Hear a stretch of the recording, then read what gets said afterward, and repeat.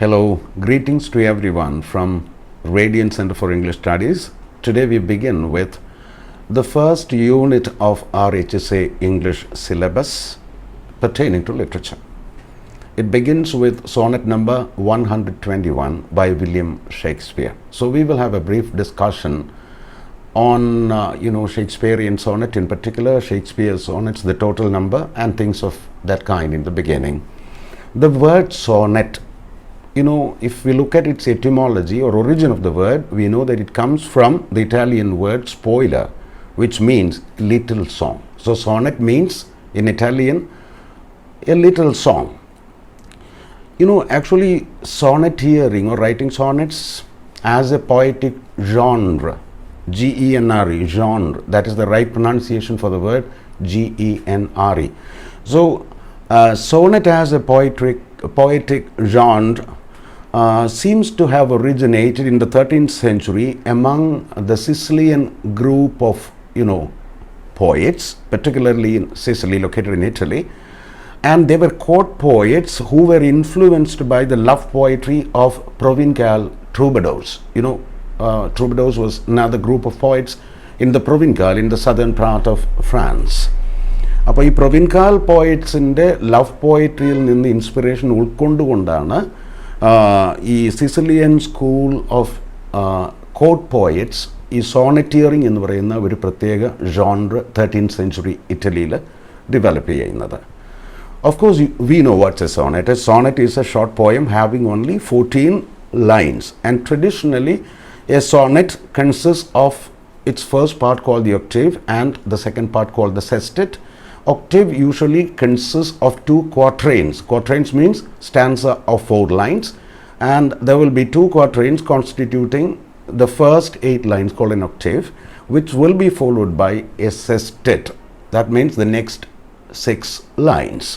Well, and mostly the lines are written in iambic pentameter. Remember, iambic pentameter. What's an iamb? This is a simple definition. An iamb is a foot. Iamb is a foot which consists of an unstressed syllable followed by a stressed syllable, not stressed syllable followed by an unstressed syllable. That is called a trochee. So the opposite of iamb is trochee. So mostly lines in a sonnet are written in iambic pentameter. Iambic pentameter, അതായത് ഒരു unstressed syllable കഴിഞ്ഞ് ഒരു stressed syllable വരുന്ന രീതിയിൽ എഴുതുന്ന ലൈൻസാണ് നമ്മൾ ഈ പറയുന്ന സോണറ്റിലെ ലൈൻസ് വരുന്നത്. Okay, this is the most common original type of sonnet, better known as Italian sonnet or Petrarchan sonnets. Of course, we know there are 2 categories of sonnets, namely Petrarchan or the Italian sonnet, invented by Petrarch, who is also described as the father of humanism. Along with Desiderius Erasmus, the Dutch scholar, these 2 people, they are commonly referred to as the originators or progenitors of humanism worldwide. The Dutch scholar Erasmus is often referred to not as the father of humanism, but as the prince of humanism. ഈ ഇറാസ്മസിനെ നമുക്ക് ഓർത്തിരിക്കണം, ഇറാസ്മസിൻ്റെ സൂപ്പർവിഷനിലാണ് Thomas മൂറിൻ്റെ യുട്ടോപ്പിയ എന്ന് പറയുന്ന പുസ്തകം Caxton പ്രസ്സിൽ വെച്ചിട്ട് print ചെയ്യുന്നത്. Okay, well, അപ്പോൾ 2 type സോണറ്റുകളുണ്ട്. ഒന്ന് പെട്രാർക്കൻ സോണറ്റ്, അതാണ് ഒറിജിനൽ ഇറ്റാലിയൻ വേർഷൻ എന്ന് പറയുന്നത്. ഇറ്റാലിയൻ മാസ്റ്റർ 14th സെഞ്ച്വറിയിൽ ജീവിച്ചിരുന്ന പെട്രാർക്ക് ഇൻവെൻറ്റ് ചെയ്ത സോണറ്റാണ് ഒറിജിനൽ ഇറ്റാലിയൻ സോണറ്റ്. മറ്റൊരു വേരിയൻ്റാണ് English sonnet, otherwise known as Shakespearean sonnet, which was developed by Wyatt and Surrey, the Earl of Surrey, Thomas Wyatt and Earl of Surrey Henry Howard in the 16th century Renaissance England. അപ്പോൾ ഇതാണ് 2 type sonnets ഉള്ളത്. Italian സോണറ്റിൻ്റെ subject matter നോക്കുകയാണെങ്കിൽ എപ്പോഴും the most important theme or subject matter of an Italian Petrarchan sonnet was unrequited love. Unrequited love means unreciprocated love that is not returned. വളരെ പറയുന്ന ഒരു beloved who is idealised as a pure chaste woman, as a paragon of beauty. അങ്ങനെ സൗന്ദര്യത്തിൻ്റെ അത്രയും അത്രയും സുന്ദരിയായ, ചേസ്റ്റായ, പ്യോറായ ഒരു വുമണിനെ woo ചെയ്യുന്ന ഒരു ഡെസ്പറേറ്റ് ലവർ. അൺറെക്വിറ്റഡ് ലവ് ആണ്, പക്ഷേ അവൾ ഒരിക്കലും ആ പ്രണയം തിരിച്ചു കൊടുക്കില്ല. ഇതായിരുന്നു പെട്രാർക്കൻ സോണറ്റിൻ്റെ ഒരു യഥാർത്ഥ സബ്ജക്റ്റ് മാറ്റർ. അത് ഇംഗ്ലീഷിലും തോമസ് വൈറ്റും ഏൾ ഓഫ് സറേയും അത് ഇൻട്രൊഡ്യൂസ് ചെയ്ത സമയത്തും അവരും പെട്രാർക്കൻ ട്രഡീഷൻ തന്നെ ഫോളോ ചെയ്തിട്ടുണ്ട്. Down the 19th century, even during the Romantic period and even during the late Victorian period, people like Elizabeth Barrett Browning, sonnets from Portuguese നമുക്കറിയാം, അവരൊക്കെ ഈ പെട്രാർക്കൻ ട്രഡീഷൻ അതേപോലെ തന്നെ കുറേയൊക്കെ ഫോളോ ചെയ്തിട്ടുണ്ട്. പക്ഷേ there are variations. Okay. Now we have to look at the two major types of sonnet called the Italian sonnet or Petrarchan sonnet. But actually it was not Petrarch who invented the sonnet form. It is given to understand that a certain person named Giacomo de Lentini, Lentini, Giacomo de Lentini, who first started writing or invented the form of poetic genre called sonnet in the 13th century. But it was popularized, of course, by the 14th century poet from Tuscany named Francisco Petrarch, who is regarded as the real inventor of this sonneteering form. Well, and he presented an idealized beauty as his beloved named Laura in all his sonnets. He wrote about 317 sonnets, and the title of his sonnet collection was Canzonia. Remember the name of his collection of sonnets, 317 in all. 317 സോണറ്റുകളാണ്. ആ collection അദ്ദേഹം നൽകിയ പേര് കാൻസോണിയർ എന്നാണ്. CANZONIERE. ഇത് ഈ 317 സോണറ്റുകളിലും പൊതുവേ ഉള്ള ഒരു രീതിയാണ് ഞാൻ നേരത്തെ പറഞ്ഞത്. അതീവ സുന്ദരിയായ, അതീവ പ്യോർ ആൻഡ് ചേസ്റ്റ് ആയിട്ടുള്ള ഒരു സ്ത്രീയെ ചെയ്ത് ഡെസ്പറേറ്റായി നിൽക്കുന്ന ഒരു കാമുകൻ്റെ ചിത്രമാണ് നമുക്ക് അതിൽ കാണാൻ പറ്റുന്നത്. ഇനി ഈ പെട്രാർക്കൻ സോണറ്റിൻ്റെ ഒരു സ്ട്രക്ചർ എന്താണെന്ന് വെച്ചാൽ, the poem begins with 2 quatrains. ഞാൻ നേരത്തെ പറഞ്ഞതുപോലെ 2 quatrainsiലാണ് തുടങ്ങുന്നത്. 4 ലൈൻസ് ഉള്ള 2 stanza constituting the first part called the octave. Okay. പിന്നെ it ends with a sestet or stanza of 3 lines ആണ്. അതിൽ 2 ടെഴ്സെറ്റ്സ് ആണ് വരുന്നത്. ആദ്യത്തെ ഒക്ടേവിൽ 2 ക്വാർട്ടറ്റ്സ് ആണ് വരുന്നതെങ്കിൽ 4 വരിയുള്ള 2 സ്റ്റാൻസയാണെങ്കിൽ നമ്മൾ സെസ്റ്ററ്റിലോട്ട് വരുമ്പോഴത്തേക്കും അവിടെ വരുന്നത് 3 വരികളുള്ള ടെഴ്സെറ്റ്സ് ഉള്ള 2 സ്റ്റാൻസസ് ആയിട്ടാണ് അതിൻ്റെ സെസ്റ്ററ്റ് വരുന്നത്. Remember, the main difference between an English sonnet or Shakespearean sonnet and the Petrarchan or the Italian sonnet is in their rhyme schemes. What is the typical rhyme scheme of a Petrarchan sonnet? Remember, this is very important. The rhyme scheme of the octave in a Petrarchan sonnet happens to be ABBA, ABBA, which means that the first line of the first quartet rhymes with the last line, while the second and the third lines rhyme each other. Okay, but the rhyme scheme for the sestet is either CDE or CDE, again, okay, CDE, CDE, or CDC, CDC. So it could be either way. It could be either of these 2 rhyme schemes. Generally, we can say that the rhyme scheme of a typical Petrarchan sonnet is this: ABBA, ABBA, CDE, CDE. Right. In the octave, a certain problem is presented, which is called the preposition. Maybe in the form of a question, a certain problem is introduced. So once the problem is introduced, in the sestet, a solution to that problem or a resolution to that preposition is offered. This was the common way of a Petrarchan sonnet. Now we come to the English sonnet. In fact, the English poet, 16th century English poet, Thomas Wyatt, was the first person to introduce this sonnet to the English language in the early 16th century by translating works of the Italian master Petrarch into English. And his contemporary, the Earl of Surrey, his original name was Henry Howard. Okay, the Earl of Surrey, Henry Howard, he started making certain innovations to the form by introducing a new structure and rhyme scheme. So it was first introduced by Thomas Wyatt, who rendered translations of the Italian sonnets by Petrarch into English. At the same time, his contemporary Earl of Surrey introduced certain innovations in its structure and rhyme scheme. What was the change introduced by Henry Howard, the Earl of Surrey? He divided the entire length of the poem first into 3 quatrains, 3 into 4, 12 lines, followed by a rhyming or a 2-line stanza called a couplet. So there will be 3 quatrains of 4 lines each, followed by a 2-line stanza called a couplet. And the rhyme scheme, the typical rhyme scheme, as I told you, ഇവരെ തമ്മിൽ, അതായത് English സോണറ്റും Petrarchan സോണറ്റും തമ്മിലുള്ള വ്യത്യാസം മുഖ്യമായിട്ടും കിടക്കുന്നത് അവരുടെ rhyme സ്കീമിലുള്ള വ്യത്യാസമാണ്. English Sonet അഥവാ നമ്മൾ പറയുന്ന ഇംഗ്ലണ്ടിൽ ഉപയോഗിക്കുന്ന സോണറ്റിൽ, ഷേക്സ്പിയറിയൻ സോണറ്റിൽ ഉപയോഗിക്കുന്ന rhyme scheme is A little different. Rhyme scheme will be A B A B, C D C D, E F E F, G G. So what is the rhyme scheme of an English sonnet? A B A B, C D C D, E F E F.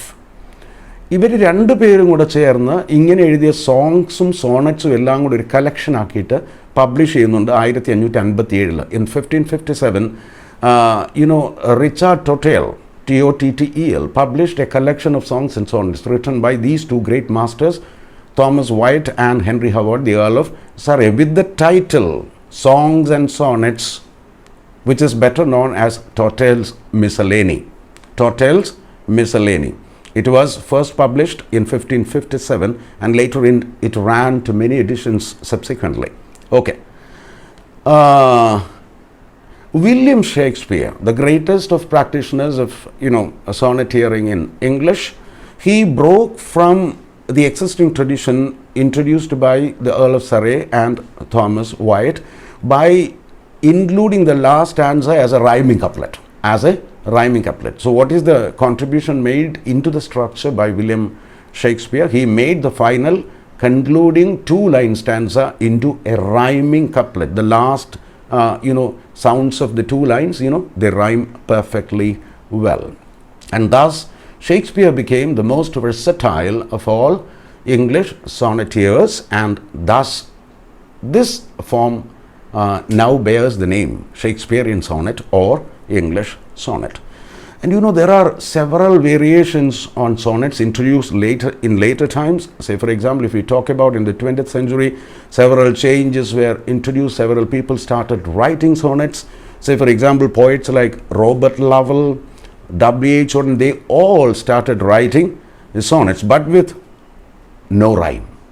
They were specialists in writing sonnets, unrhymed sonnets without any rhyme. It is sometimes called inverted sonnets, in which the sestet precedes the octave, and sonnets with unusual rhyme schemes. സാധാരണ Octave കഴിഞ്ഞിട്ട് സെസ്റ്ററ്റ് ആണ്. ഇത് inverted എന്ന് വിളിക്കാൻ കാരണം ചിലപ്പോൾ സെസ്റ്ററ്റ് ആദ്യത്തെ 6 വരി കഴിഞ്ഞിട്ടായിരിക്കും പിന്നെയുള്ള 8 വരി വരുന്നത്. There are many variants of sonnets known by different names, like Occitan sonnets, which was very popular in parts of Italy, France and Spain during the 14th century. Then we have another variant of sonnet in English. A contemporary of Shakespeare, Mr. Spencer, Edmund Spencer, he introduced a particular sonnet form with a particular rhyme scheme called Spenserian sonnets. Then we have, in the late 19th century or the early 20th century, Gerard Manley Hopkins introduced another form of a sonnet with only 10.5 lines called a curtal sonnet, Curtal. 10 വരി മാത്രമല്ല, അതായത് 10 line full ലൈനും അവസാനം ഒരു half ലൈനും വെച്ച് ഒരു tail പീസും കൂടെ വെച്ചിട്ടുള്ള കേർട്ടൽ സോണറ്റ് എന്ന് പറയുന്ന സോണറ്റ് ആര് ഇൻട്രൊഡ്യൂസ് ചെയ്തിട്ടുണ്ട്? Jared Manley Hopkins. Pied beauty എന്ന് പറയുന്ന അദ്ദേഹത്തിൻ്റെ കവിത അതിൻ്റെ ഒരു ടിപ്പിക്കൽ എക്സാമ്പിൾസാണ്. ഇനി ഈ വെറും 14 വരിക്ക് വെറും 14 പദങ്ങൾ ഉപയോഗിച്ചുകൊണ്ട്, വെറും വേർഡ്സ് ഉപയോഗിച്ചുകൊണ്ട് എഴുതുന്ന വേർഡ് സോണറ്റ്സും ഉണ്ട്. അതൊരു മോഡേൺ ഇന്നോവേഷനാണ്. ഏർലി 20th സെഞ്ച്വറിയിൽ എക്സ്പെരിമെൻ്റൽ പോയിട്രിയുടെ പാർട്ടായിട്ട് 14 ലൈൻസ് എന്നുള്ളത് മാറ്റി 14 വേർഡ്സ് ആക്കിയിട്ടും കവിതകൾ എഴുതിയിട്ടുണ്ട്. Also please note a difference between sonnet cycles and sonnet crowns. Sonnet cycles നമ്മൾ സാധാരണഗതി പറയും സോണറ്റ് സീക്വൻസ് എന്ന് പറയും. So for example, we all know that Shakespeare in all he wrote some 154 sonnets, a collection of 154 sonnets. It is called a sonnet sequence. It is called a sonnet sequence or sonnet cycles. അപ്പോൾ നമുക്ക് ഇംഗ്ലീഷിൽ Elizabethan പീരിയഡിൽ വളരെ പോപ്പുലറായ കുറേ Sonet cycles ഇറങ്ങി. അത് ഏതൊക്കെയാണെന്ന് നമുക്കൊന്ന് നോക്കാം. Say for example, Shakespeare was the first to write 154 sonnets, becoming the most famous practitioner of writing with this particular poetic form. Then there are several contemporaries, like Sir Philip Sidney's Astrophel and Stella is another sonnet sequence. Astrophel and Stella. Astrophel and Stella literally means the star lover and the star lover and the star. There is another contemporary, Elizabethan contemporary, Samuel Daniel's Delia, Delia, which appeared in 1592. Then Michael Drayton's Ideas Mirror, which appeared in 1594. And Edmund Spenser's collection of sonnets titled Amoretti, which literally means little love gifts or little cupids. Little love gifts or little cupids, Amoretti, in which the poems are addressed to his own wife, Spenser's own wife, Elizabeth Boyle. Right. So even during the Romantic era, many romantic writers like William Wordsworth and especially John Keats wrote Petrarchan sonnets. And during the late period, please remember ഒരു കാര്യം വളരെ പ്രധാനപ്പെട്ടതാണ്. ഏറ്റവും കൂടുതൽ സോണറ്റുകൾ എഴുതിയ മനുഷ്യൻ ആരാണ് ഇംഗ്ലീഷിലെന്ന് ചോദിച്ചാൽ വില്യം വേർഡ്സ്വർത്ത് ആണ്. He wrote more than 500 English sonnets. ഈ ലേറ്റ് 19th സെഞ്ച്വറിയിലോട്ട് വരുമ്പോഴാണ് നമ്മൾ കാണുന്നത് എലിസബത്ത് ബാരറ്റ് ബ്രൗണിംഗ് അവരൊരു സീക്വൻസ് പബ്ലിഷ് ചെയ്യുന്നുണ്ട്, സോണറ്റ് സീക്വൻസ് പബ്ലിഷ് ചെയ്യുന്നുണ്ട്, sonnet cycle named sonnets from Portuguese. Okay, അത് 1850 പബ്ലിഷ് ചെയ്യപ്പെടുന്നത്. അതേപോലെ അദ്ദേഹത്തിൻ്റെ തന്നെ സമകാലികനായിരുന്ന pre Raphaelite poet DG Rossetti, Dante Gabriel Rossetti, അദ്ദേഹം എഴുതിയ വളരെ ഫേമസ് ആയിട്ടുള്ള മറ്റൊരു സോണറ്റ് സീക്വൻസ് ആണ് the house of life, which appeared in 1876. But the most distinguished sonnet sequence of the 20th century happens to be Rainer Maria Rilke's Sonnet on Orpheus. Sonnet on Orpheus. എഴുതിയത് Reiner Maria റിൽക്കെ. 20th century ഏറ്റവും greatest Sonet sequence അതാണ്. ഇനി Sonet സീക്വൻസിൽ നിന്ന് വിഭിന്നമാണ് Sonet crowns. നിങ്ങൾ Sonet crown എന്താണെന്ന് നിങ്ങളൊന്ന് നെറ്റിൽ search ചെയ്യുക, ഒന്ന് കണ്ടെത്തുക. കാരണം സോണറ്റ് സീക്വൻസും സോണറ്റ് ക്രൗണും തമ്മിൽ വ്യത്യാസമുണ്ട്. പക്ഷേ ഇംഗ്ലീഷിൽ എഴുതപ്പെട്ട ഏറ്റവും നല്ല സോണറ്റ് ക്രൗൺ ഏതാണെന്ന് ചോദിച്ചാൽ John done, metaphysical poet, leader of metaphysical poet John done, he wrote a sequence entitled corona. Covid എന്നല്ല, കൊറോണ എന്നാണ് അദ്ദേഹം എഴുതിയത്. ശരിക്കും പറഞ്ഞാൽ അതൊരു ഹീറോയിക് ക്രൗൺ ആണ്. അപ്പോൾ ക്രൗൺ ഉണ്ട്, സോണറ്റ് ക്രൗൺ ഉണ്ട്, heroic crown under. The best example in English is John Donne's Corona. Now, of course, we know Petrarchan sonnets in the subject matter ne kurichu paranju njan love aanu, unrequited love aanu, അല്ലെങ്കിൽ തിരിച്ചു കിട്ടാത്ത പ്രണയമാണ്. പക്ഷേ ഇതിൽ നിന്ന് വിഭിന്നമായിട്ട് കുറേ English writers started writing sonnets on a variety, on a plethora of subject matter, including John Donne, as I told you already, ഈ started writing religious sonnets, holy sonnets എന്നൊക്കെ അറിയപ്പെടുന്ന സോണറ്റ്സ് അദ്ദേഹം എഴുതുന്നുണ്ട്. ശരിക്കും ഡാർക്ക് സോണറ്റ്സ് എന്നറിയപ്പെടുന്ന, sonnets of desolation എന്ന് അറിയപ്പെടുന്ന religious sonnets അദ്ദേഹം എഴുതുന്നുണ്ട്. John Milton, the epic poet in English, John Milton, he started using the form of sonneteering for writing satirical poems to more serious poems of very reflective nature, soul-searching subjects. See, for example, he wrote sonnets on life, political issues, religious matters, his own blindness, നമുക്കറിയാം how soon the light is spent എന്ന് പറയുന്ന അദ്ദേഹത്തിൻ്റെ വളരെ പ്രസിദ്ധമായ on his blindness എന്ന് പറയുന്ന sonnet. And also he wrote on death and immortality. So any subject today could be the subject matter for sonneteering, unlike the tradition of only focusing on unrequited love. The best example of a sonnet in the typical Petrarchan tradition happens to be William Wordsworth's The World is Too Much With Us. Similarly, Percy Bysshe Shelley, he wrote another sonnet titled Ozymandias. You must have studied that, Ozymandias. പക്ഷേ അതിൻ്റെ rhyme scheme entirely different ആണ്. പിന്നെ GM ഹോപ്കിൻസിൻ്റെ pied ബ്യൂട്ടിയാണ്. ഞാൻ നേരത്തെ പറഞ്ഞു pied beauty എന്ന് പറയുന്ന ഒരു കേർട്ടൽ സോണറ്റ് ആണ്. Now we come to Shakespeare sonnets. When we look at Shakespeare as a poet, other than being a dramatist, of course we know that he is one of the greatest English dramatists or dramatists in the world. At the same time, we know that he wrote some 37 plays, 154 sonnets and 4 long narrative poems. ഏതൊക്കെയാണ് അദ്ദേഹം എഴുതിയ four long narrative poems? ഒന്ന് Venus and Adonis ആണ്, രണ്ടാമത്തെ rape of Lucrece ആണ്, മൂന്നാമത്തെ phoenix and the turtle ആണ്, the phoenix and the turtle, നാലാമത്തെ എ ലവേഴ്സ് കംപ്ലൈൻറ്റ് ആണ്. ഇങ്ങനെ 4 long a lover's complaint, 4 long narrative പോയിംസും ഷേക്സ്പിയർ എഴുതിയിട്ടുണ്ട്. 37 നാടകങ്ങൾ, 4 ലോങ് നാരറ്റീവ് പോയംസ്, 154 സോണറ്റ്സ്. ഇതാണ് ഷേക്സ്പിയറിൻ്റെ ഏവ്ര എന്ന് പറയുന്നത്. ഏവ്ര എന്ന് പറഞ്ഞാൽ എന്താണ്? സമ്പൂർണ്ണ രചനകൾ. അദ്ദേഹത്തിൻ്റെ literary output, total literary output or ever happens to be this. ഇങ്ങനെ ഒരാളുണ്ടായിരുന്നോ എന്ന് പോലും സംശയിക്കുന്ന ആൾക്കാരുണ്ട്. ഷേക്സ്പിയർ ജീവിച്ചിരുന്നോ എന്നതിനെക്കുറിച്ച് പോലും സംശയിക്കുന്നവരുണ്ട്. ചിലർ പറയുന്നത് ഇത് ഷേക്സ്പിയർ ആയിരുന്നില്ല, എഴുതിയത് Francis Bacon. Francis Bacon was secretary to ആരാണ്? Sir Isaac Newton. Isaac Newton സ്ഥാപിച്ച ഈ റോയൽ സൊസൈറ്റി ഓഫ് ലണ്ടനിൽ സയൻസിൽ താല്പര്യം മൂത്തിട്ട് പോയ മനുഷ്യനാണ്. അദ്ദേഹത്തിൻ്റെ സെക്രട്ടറി ആയിരുന്ന മനുഷ്യനാണ് Francis bacon, the father of English essays. അദ്ദേഹമാണ് ഇത് എഴുതിയത്, ഷേക്സ്പിയർ അല്ല. അതിനെയാണ് നമ്മൾ ബേക്കോണിയൻ ഹെറസി എന്നാണ് അറിയപ്പെടുന്നത്. ഷേക്സ്പിയർ സ്റ്റഡീസിൽ ഇതിന് നമ്മൾ കൊടുക്കുന്ന പേരാണ് ബേക്കോണിയൻ ഹെറസി. മറ്റ് ചില വിഭാഗം ആൾക്കാർ അല്ലെങ്കിൽ ക്രിറ്റിക്സ് പറയുന്നു these works were not written by Shakespeare, it was written by Marlowe, Christopher Marlowe. കാരണം നമുക്കറിയാം ക്രിസ്റ്റഫർ മാർലോ കുത്തേറ്റ് ബാറിലാണ് മരിക്കുന്നത്. ആ സംഭവത്തെക്കുറിച്ച് നമുക്കറിയാം. അദ്ദേഹം അങ്ങനെ മരിച്ചു പോയപ്പോൾ അതിന് കയ്യിൽ കിട്ടിയ സാധനങ്ങൾ, മാനുസ്ക്രിപ്റ്റ് കംപ്ലീറ്റ് എന്തുവാ പറയുന്നത്, അത് ഒന്ന് ഒപ്പിച്ചെടുത്തിട്ട് ഷേക്സ്പിയർ ഞാനാണെന്ന് പറഞ്ഞിട്ട് എല്ലാം പബ്ലിഷ് ചെയ്യായിരുന്നു എന്നാണ് മറ്റൊരു വാദം. അതാണ് മാർലോവിയൻ ഹെറസി. ഷേക്സ്പിയർ എന്ന് പറയുന്ന ആൾ ജീവിച്ചിരുന്നതായിട്ട് നമുക്കാകെയുള്ള റെക്കോർഡ് എന്ന് പറഞ്ഞാൽ അദ്ദേഹം ജനിച്ച സ്ട്രാറ്റ്ഫോർഡ് അപ്പോൺ ഏവൻ, ഏവൻ നദിയുടെ തീരത്തുള്ള സ്ട്രാറ്റ്ഫോർഡിലാണ് അദ്ദേഹം ജനിക്കുന്നത്.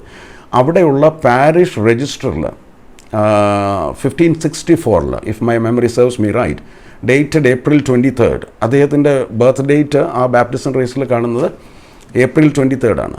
ഈ April 23 തന്നെയാണ് 1616 ഷേക്സ്പിയർ മരിക്കുന്നത്. നോക്കൂ, ബർത്ത് ഡേറ്റ് തന്നെയാണ് അദ്ദേഹത്തിൻ്റെ ഡെത്ത് ഡേറ്റ്. അത് ഓർത്തിരിക്കാൻ നല്ലതാണ്, April 23. ഇതിന് ഇംഗ്ലീഷുകാർ ഒത്തിരി പ്രാധാന്യം നൽകും. കാരണം എന്താണെന്നറിയോ? ഇംഗ്ലീഷുകാർ പറയുന്നത് ഈ April 23 is observed as the day of Saint George. Saint George day ആണ് അവരുടെ. ഈ സെയിൻറ്റ് ജോർജ് ആരാണ്? ഇംഗ്ലണ്ടുകാരെ സംബന്ധിച്ചുള്ളൂ പേട്രൺ സെയിൻറ്റ് ഓഫ് ഇംഗ്ലണ്ടാണ്. ഇംഗ്ലണ്ടിൻ്റെ പേട്രൺ സെയിൻ്റാണ് സെയിൻറ്റ് ജോർജ്. അപ്പോൾ അദ്ദേഹത്തിൻ്റെ ഡേ ഒബ്സർവ് ചെയ്യുന്ന ഡേയിൽ തന്നെ അവരുടെ ഏറ്റവും ഗ്രേറ്റസ്റ്റ് പോയറ്റ് ഡ്രാമറ്റിസ്റ്റ് ആയ ഷേക്സ്പിയറിൻ്റെയും ബർത്ത് ഡേറ്റും ഡെത്ത് ഡേറ്റും കൃത്യമായിട്ട് April 23 ആക്കി അവർ കാണുന്നുണ്ട്. റെക്കോർഡ്സ് ഉണ്ട് ഇതിന്. ടൂം സ്റ്റോണിൽ അത് എഴുതി വെച്ചിട്ടുണ്ട്, അദ്ദേഹത്തിൻ്റെ ടൂം സ്റ്റോണിൽ സ്ട്രാറ്റ്ഫോർഡിൽ. You can even today we can witness it. But വളരെ ഫാൻറ്റാസ്റ്റിക് ആയിട്ടുള്ള ഒരുപാട് കോമൻറ്റ്സ് വരുന്നുണ്ട്. അതിൽ a South Indian critic of Shakespeare opined that he was not an English man but he was a South Indian. ഒരുപാട് ആൾക്കാർ അദ്ദേഹം അറബാണ്, അദ്ദേഹത്തിൻ്റെ പേര് കേട്ടാൽ തന്നെ നമുക്കറിയാം ഷെയ്ഖാണ് എന്നൊക്കെ പറയുന്ന തമാശയുണ്ട്. അങ്ങനെയല്ല, a South Indian critic observed that Shakespeare was not a Britisher or he was not British by birth, but he belonged to South India, and his birthplace, his original name was Sheshappa Iyer, which later got anglicized as Shakespeare. ഇത്രയുമാണ് അദ്ദേഹത്തെക്കുറിച്ചിട്ട് പലരും പറയുന്നത്. അപ്പോൾ അദ്ദേഹം ജനിച്ചത് സ്ട്രാറ്റ്ഫോർഡിലല്ല, അദ്ദേഹം ജനിച്ചത് east fort near തിരുവനന്തപുരമാണെന്ന് വരെ പറയുന്ന ആൾക്കാരുണ്ട്. അതൊരു തമാശയായിട്ട് മാത്രം കണ്ടാൽ മതി. അപ്പോൾ അദ്ദേഹത്തിൻ്റെ സോണറ്റ്സിനെ കുറിച്ചാണ് നമ്മൾ ഇനി പറയാൻ പോകുന്നത്. We will go for a short break.